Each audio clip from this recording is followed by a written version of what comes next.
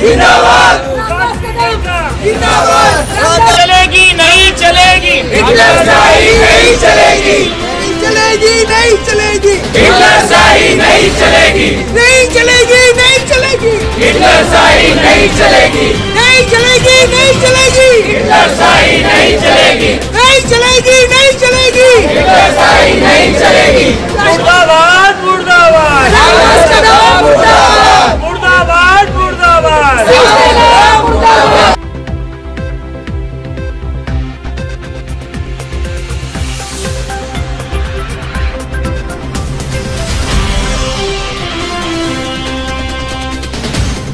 हम लोगों ने अभी जो प्लास्टिक बैन कर दिया, ये लोगों ने बिगड़ सोचे समझे रात को बता दिया कि कल सुबह से प्लास्टिक बैन है, तो उसके लिए कम से कम उसको कोई टाइम देना चाहिए। और ये सब प्लास्टिक बैन क्यों किया, उसके वजह से सब के सब जितनी इंडस्ट्रीज है वो सबको परेशानी होगी।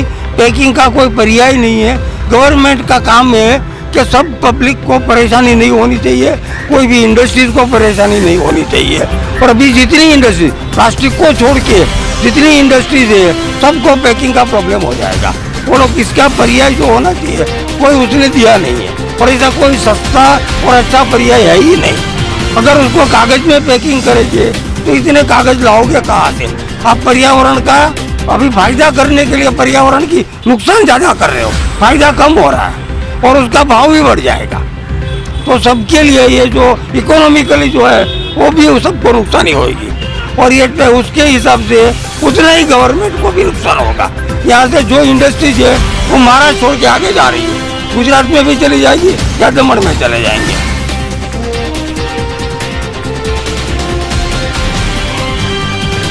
शिवसेना के पर्यावरण मंत्री श्री रामदास कदम जी ने ये प्लास्टिक जो बैन किया है उसके अगेंस्ट हम लोग ने ऑल महाराष्ट्र में बंद का ऐलान किया है, बेमुदत हड़ताल किया है।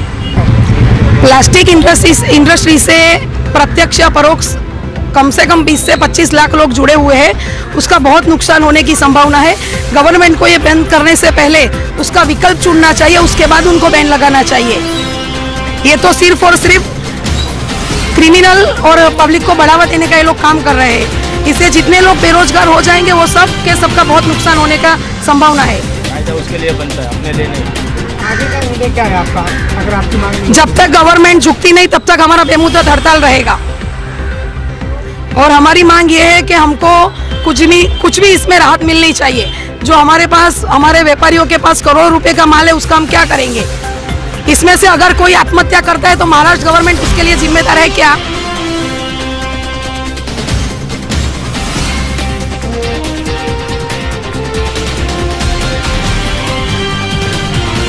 राष्ट्रीय सूत्र में क्या कहना चाहिए? सबसे पहले मैं महाराष्ट्र सरकार पे निषेध करता हूँ। ये लोग ने इंटीमेशन नहीं दिया सरकार ने, जिस तरह नोटबंदी ये लोग ने रातों रात किया, उसी तरह प्लास्टिक वालों को रातों रात फकीर बना दिया।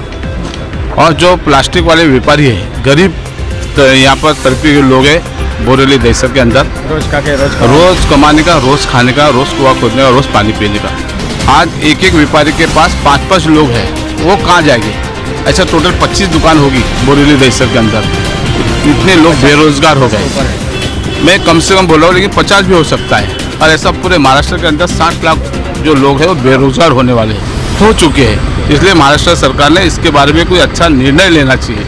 निर्णय तो उन्होंने अच्छा लिया, बंद कर दिया, लेकिन बगैर पूछे, बगैर इंटीमेशन देखे इनको इंटीमेशन देना चाहिए था। यहाँ के व्यापारी अभी एकदम गुस्से में है। अभी आपने देखा शेतकरी लोग जो है वो आत्महत्या कर रहे हैं। अब मुझे ऐसा लगता है कि व्यापारी लोग, प्लास्टिक के लोग ये भी आत्महत्या करने को तैयार है। अभी ये लोगों ने, कई लोगों ने लोन लिया है, वो लोन का पैसा कहाँ से देंगे? लोन अभी और भूखमरी हो गई और बीमारी हो गई और लोग परेशान है और परेशान कर्जदार हो गए। अभी वैसे तो जीएसटी लगने के बाद लोग कर्जदार तो हो चुके हैं, लेकिन अभी वापस कर्जदार, वापस बीमारी, वापस परेशानी, इसी तरह चलता रहेगा। 4 साल में लोग खुश नहीं है, ऐसा मेरा कहना है।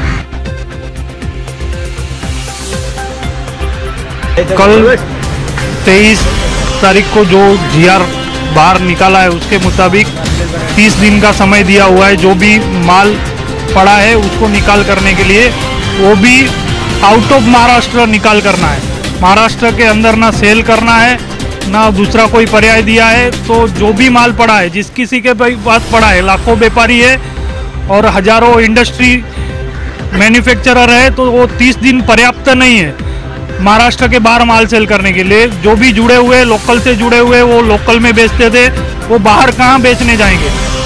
अगर बेचने भी गए तो उनको कोई सही व्यापारी मिलेगा कि नहीं माल लेने वाला, वो लेके फिर माल का पैसा देगा कि नहीं देगा? ये काफ़ी सारे सवाल है।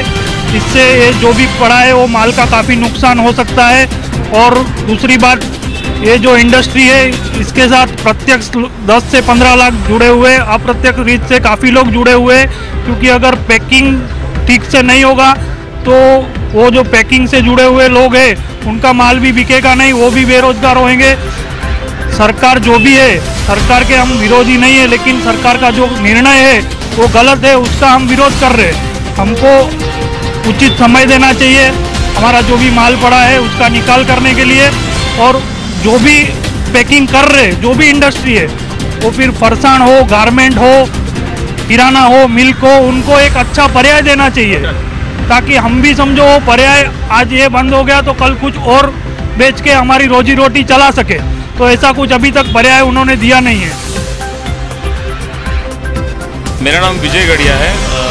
बोरीवली में मेरा प्लास्टिक बैग्स का एक दुकान है जहाँ पर मैं प्लास्टिक की थैलियाँ बेचता हूँ। मेरा कहने का मतलब ये है कि जैसे आम नागरिक अपने नेताओं को चुनकर सरकार में भेजता है कि वो उनकी तकलीफ़ें सुनेंगे और उन तकलीफ़ों का निवारण करेंगे, हम प्लास्टिक वालों के साथ ऐसा बर्ताव क्यों किया जा रहा है कि एक दिन शाम को नोटिफिकेशन जारी किया जाता है और अगले ही दिन से हमें प्लास्टिक का हमारा व्यवसाय है वो बंद कर देना होता है, और हम जो पॉकेट एरिया में काम कर रहे हैं हमको महाराष्ट्र के बाहर जाके अपना माल बेचना है, और अगर हम यहाँ बेचते हैं तो हमें दंड भरना होगा। ये इस तरह की कार्रवाई हमारे साथ की जाएगी। ऐसी चीज़ें सुनकर ही लोग चिंता में आ गए हैं कि ये कैसे मुमकिन होगा। तो सरकार को इस मुश्किल का ठीक से निवारण देना चाहिए। प्लास्टिक के व्यापारी भी मानते हैं कि अगर किसी चीज़ से प्रदूषण हो रहा है तो उनकी भी आगे की पीढ़ियां हैं उससे प्रभावित होंगी। तो इस चीज़ में इसका कोई विकल्प ढूंढ करके हमें सबके साथ, हमारा भी ये मानना है कि हमें सरकार को हम साथ दें, लेकिन हमारे साथ सरकार ऐसा बर्ताव करेगी तो हम अपना सहयोग सरकार को कैसे देंगे।